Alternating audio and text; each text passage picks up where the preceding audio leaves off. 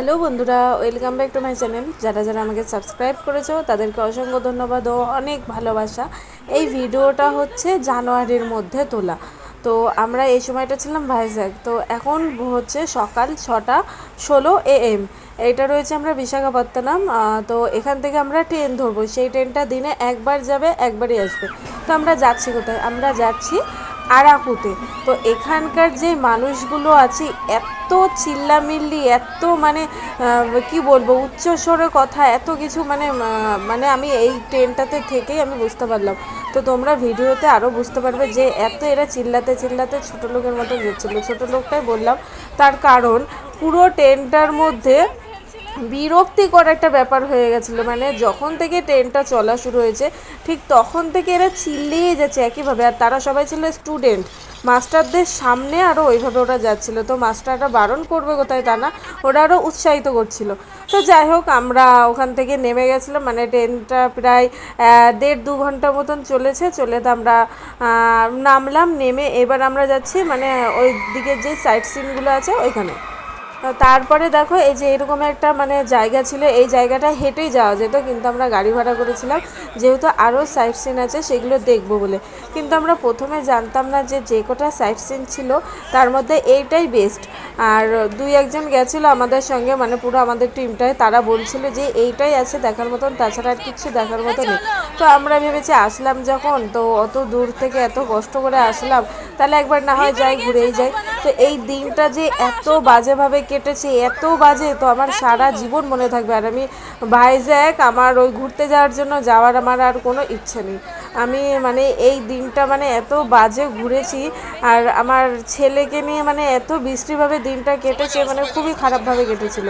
এই পাহাড়ে এই যে ঘুরছিলাম, এই ঘোরাটা তাও মোটামুটি ঠিকঠাক ছিল, এই অবধি জানতাম না যে কী কী হবে। তো তারপরে আস্তে আস্তে শুরু হয়। এবার দেখো এই পাহাড়টা মানে কেটে কেটে কেটে কেটে পুরো ভিতরটা গেছে। এবার ভিতরে পুরো শেষ অবধি আমি আর যাইনি, যেহেতু তোমাদের দাদাভাই একটু হেলদি, ও হেঁটে গেলে এবার অতগুলো সিঁড়ি ভেঙে আবার আসবে, ওর আসা সম্ভব ছিল না। এবার আমি না হয় গেলাম, তাও না হয় কষ্ট কষ্ট করে চলে আসলাম। এবার যেহেতু বাবান ছোট, ও আবার হেঁটে যাবে না, ওকে আবার কোলে করে নিয়ে আসতে হবে। সেই জন্য আমরা আর কেউই যাইনি, মোটামুটি হাফ মতো নেমেছি, নেমে উঠে গেছি।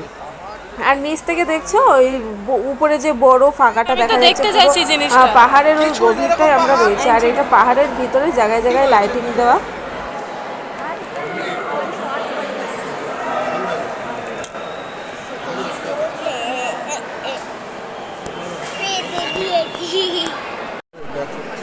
বল নামিনি তো আপনাদের না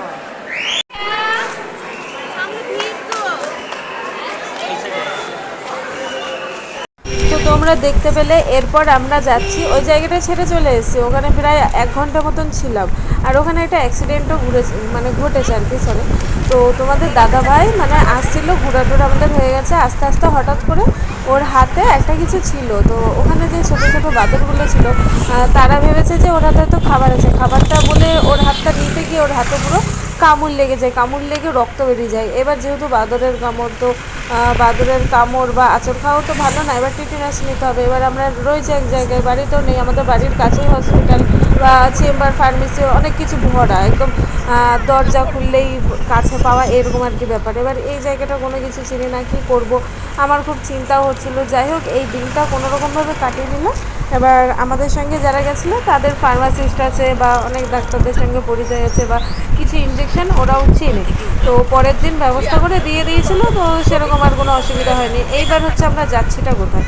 এবার যাচ্ছে কফি বাগান দেখাতে, তারপরে আরও কী কী সব জায়গা রয়েছে, কিন্তু আমরা একটা জায়গাতেও আর নামিনি। আমাদের মানে এত অস্বস্তি হচ্ছিলো এই গাড়িটার মধ্যে। গাড়িটা এমনিই ভিতরে কীরকম একটা গুমোটের মতন হয় না, মানে চাপাচাপি করে বেশ যেতে হয়, সেই রকমই। কিন্তু আমরা লোক বেশি ছিলাম না, আমরা 5-6 জন মতন ছিলাম। তো এখানে একটা কফি বাগান দেখাবে, একটা সিনারি মতন দেখাবে, আর 2-1টা হয়তো সাইড সিন মতন দেখাবে।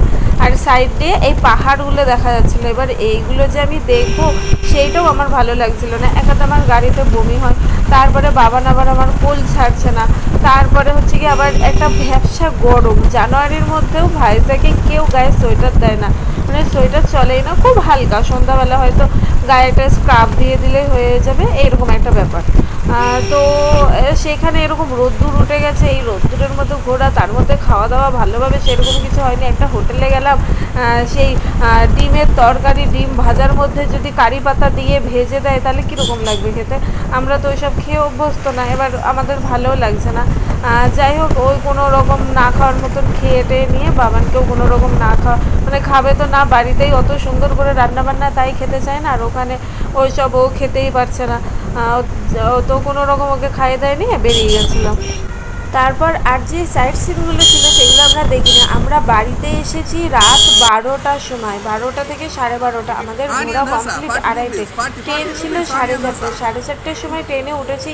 যে ট্রেন 2 ঘন্টা চলে যায় সেই ট্রেন ওরকম 6-7 ঘন্টা লেট করেছে, কারণ এক একটা স্টেশনে দাঁড় করে 1 ঘন্টা 2 ঘন্টা করে দাঁড় করে রেখেছি। একটু বিরক্তিকর লাগছিল, মনে হচ্ছিল যাওয়া যদি কোনোভাবে সম্ভব হতো তাহলে হেঁটেই হয়তো চলে যেতাম।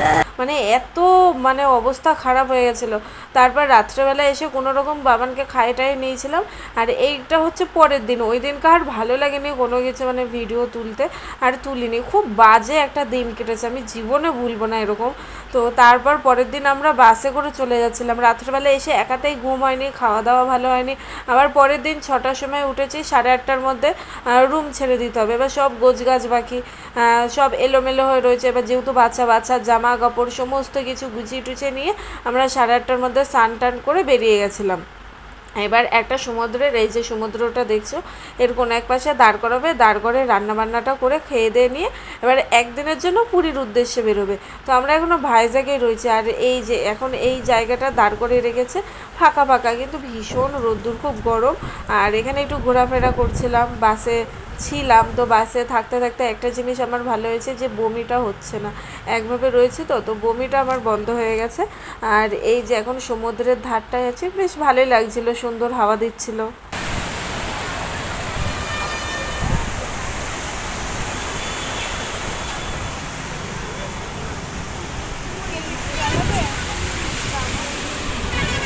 এখানে খাওয়া দাওয়া চলছিল, আমি আগে খেয়ে নিয়েছি, যেহেতু আমার বাসে বমি হয় সেই জন্য আমি বলছি যে না, আমি আগে খেয়ে নিই, বাবানকেও খাইয়ে দিয়েছিলাম। তারপর এবার এখান থেকে ছাড়বার, ওই দেখো উপর থেকে অনেকটা কাছ থেকে প্লেনটা যাচ্ছিলো, কাছেই হচ্ছে তোমার এয়ারপোর্ট রয়েছে, সেই জন্য আমি দেখালাম। আর এইটা হচ্ছে রাত্রে পেট্রোল পাম্পে রয়েছে, তো এই দিকটা ঠান্ডা ঠান্ডা, মানে আমরা ভাইজ্যাগ ছেড়ে অনেকটা চলে এসেছি। তো এখানে রান্না হচ্ছে মাছের ঝোল টোল, আরও কী কী রান্না বান্না হচ্ছে, পুরোটা পেট্রোল পাম্পের মধ্যে, দেখে বুঝতে পারছে বড় তাঁবু টাঙিয়ে দিয়েছে, মানে পেতে দিয়েছে আর কি। আর আমি এখানে চাদর গায়ে দিয়ে তারপর আমরা পরের দিন পুরীতে আসলাম। পুরীর ভিডিওটা পরে দিচ্ছি, তো বাই।